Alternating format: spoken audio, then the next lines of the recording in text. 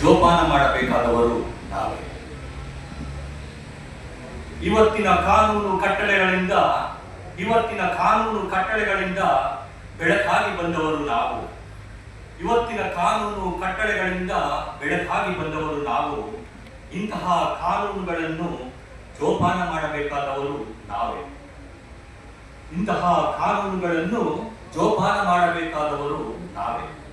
ನಿನಗೆ ನೀನೇ ಬೆಳಕು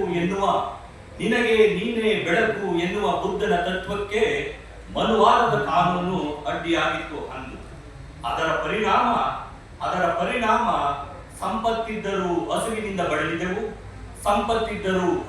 ಬಳಲಿದೆವು, ಅಕ್ಷರವಿದ್ದರೂ ಅಕ್ಷರದಿಂದ ವಂಚಿತರಾದೆವು, ಕತ್ತಿ ಇದ್ದರೂ ಯುದ್ಧ ಮಾಡಲಾರರಾದೆವು, ಬೆಳಕಿದ್ದರೂ ಕತ್ತಲಲ್ಲೇ ಬದುಕಿದೆವು. ಕುಲ ಎಂದು ಒಡೆದಾಡದಿರಿ, ನಿಮ್ಮ ಕುಲದ ನೆಲವ ಏನಾದರೂ ಬಲ್ಲಿರಿ ಎಂದ ಕನಕದಾಸರ, ಲಿಂಗ ಭೇದ ಮಾಡಬೇಡಿ ಎಂದ ಬಸವಣ್ಣರ ನುಡಿಗಳು ಅಷ್ಟಾಗಿ ಪರಿಣಾಮ ಬೀರದ ಹೊತ್ತಲ್ಲಿ ಜೈ ಭೀಮರ ಹೋರಾಟದ ಫಲ ಮಾನವತದ ಕಾನೂನಾಗಿ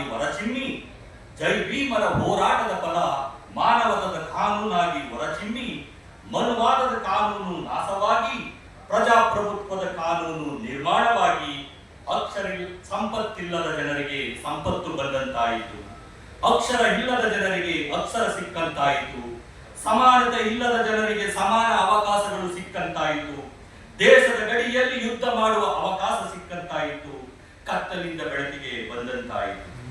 ನಿನಗೆ ನೀನೇ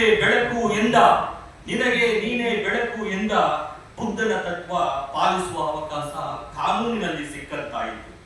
ಇಂತಹ ಕಾನೂನುಗಳನ್ನು ಜೋಪಾನ ಮಾಡಬೇಕಾದವರು ನಾವೇ, ಇಂತಹ ಕಾನೂನುಗಳನ್ನು ಅರಿಯಬೇಕಾದವರು ನಾವೇ. ಇನ್ನೊಂದು